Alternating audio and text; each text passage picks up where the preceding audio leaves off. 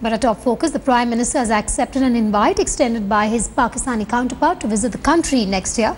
Pakistan has also given in to a long-standing demand by India to expedite the 2611 trial. In another breakthrough, both NSAs will meet in Delhi on terror. Prime Minister Narendra Modi raised the issue of bail given to 2611 terrorist Zakir Rahman Lakhvi with his counterpart Nawaz Sharif. The two leaders held an hour-long discussion along the sidelines of the SCO summit in Russia. This meeting between Narendra Modi and Nawaz Sharif took place 8 months after they last met during the SAARC summit in Kathmandu in November. Prime Minister Modi also raised the issue of Pakistan-backed terrorism and the constant ceasefire violations by Pakistan Rangers. The slow pace of trials in the 2611 terror attack was also raised. The Pakistani side raised the issue of Kashmir. The two leaders exchanged views on issues of bilateral and regional interest.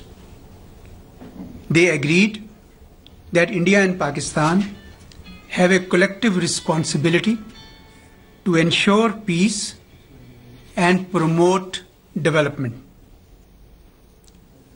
To do so, they are prepared to discuss all outstanding issues. Both leaders condemned terrorism in all its forms and agreed to cooperate with each other to eliminate this menace from South Asia. They also agreed on the following steps to be taken by the two sides. 1.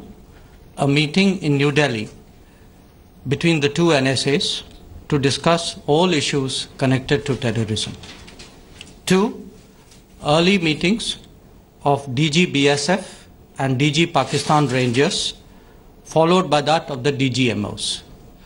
Prime Minister Nawaz Sharif reiterated his invitation to Prime Minister Modi to visit Pakistan for the SAARC summit in 2016.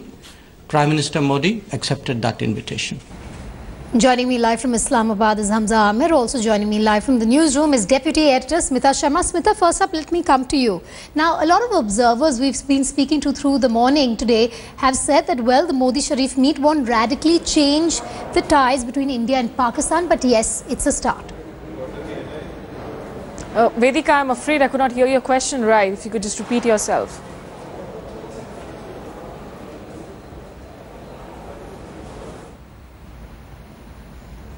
All right, there seems to be an audio problem there with Smita Sharma, but I'm going to cut across to Hamza, who joins us live from Islamabad, and then I'll try coming back to Smita.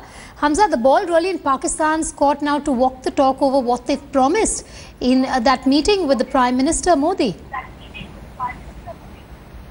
Well, I think yes, it is actually even Stevens right now, because what basically both premiers have talked about of countering terrorism, denouncing terrorism of all sorts, is something that is sort of a scripted statement that's come out. The only good thing that has happened is that Narendra Modi has accepted Nawaz Sharif's invitation to attend the SAARC summit in Pakistan next year, and also the DG Rangers of both sides, the BSF, forces, soldiers are going to be meeting and discussing issues of bilateral concern. That is something that is important. Secondly, when they've also talked about sharing religious tourism, which is something that is also a normal practice between India and Pakistan, where people from India come here for their religious processions, and it's vice versa from Pakistan side. What needs to be seen is that, is Pakistan and India going to take this forward to another level, or are we going to wait till 2016 for them to talk again on the same scripted lines, talking about terrorism, denouncing it, talking about the Mumbai terror attack case, while nothing happening on ground? So certainly it seems to be more to it, and it has to have more to it now, because now it is an icebreaker, a very welcome step from both sides, shaking hands, smiling at each other, sharing gestures. I think this should be taken forward very positively.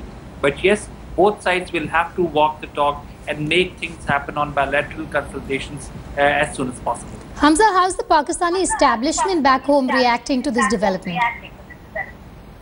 No, there has been no reactions, but as we were discussing before this meeting, day before, that what Pakistan government now is doing is that it's echoing the same sentiment as it has of the military establishment. That is why when Pakistan spoke about Kashmir, the ISPR statement echoed the same as the government was saying. So whatever the Nawaz Sharif right now will be talking and sharing his views with Narendra Modi will be in complete consent with the military establishment also. Hamza, also just tell us how the Pakistani media is covering this meeting that took place this morning between Nawaz Sharif and Prime Minister Modi. Well, I think, Pakistani media has been not only very funny when it comes to covering the meeting, because what they've been talking about right now in the headlines is that there were gestures of worriedness and depression on the face of Narendra Modi, as they say, as they perceived it. And they want to, ensure that while fine Pakistan and India are going to be moving forward, but yes, there has been no settlement as far as the concerns are, needed to be addressed. It's only a scripted sort of a statement coming out, and they're all only talking about what gestures were shared. There were no hugs, as they've been saying, or only a handshake. So obviously, there's sort of a different viewpoint that Pakistan media is doing. But yes, everyone is talking what is required to be done. That it is a very positive icebreaker, and bilateral consultations and bilateral dialogue need to be taken forward as the next step between India and Pakistan.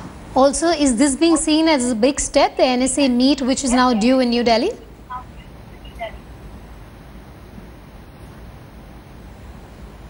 Hamza, can you hear me? Can you please repeat your question?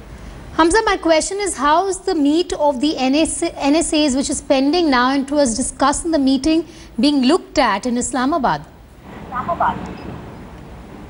I'm sorry, I didn't get your question again.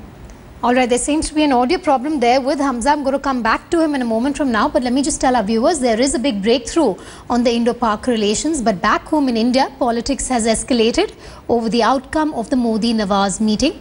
While the BJP has claimed credit for making Pakistan answerable on terror and getting its assurance on the 26/11 trial, the Congress, on the other hand, has lashed out at Modi government and termed the talks as futile. Meanwhile, BJP's ally Shiv Sena has asked the Modi government to deal with Pakistan cautiously, terming the Modi-Nawaz meeting as unfortunate. The Shiv Sena chief Uddhav Thackeray has, however, said that Prime Minister is capable of changing the situation between the two countries.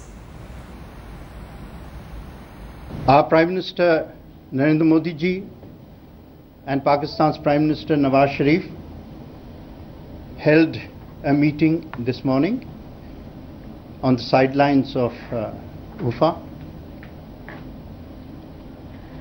A word is being used, an adjective is being used to describe the meeting, which is breakthrough.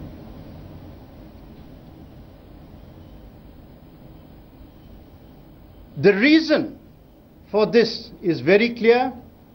For the first time, Pakistan has accepted our definition of terrorism, which is that terrorism in all its forms, and this phrase has been used in the text, terrorism in all its forms is unacceptable. It's an exercise in futility.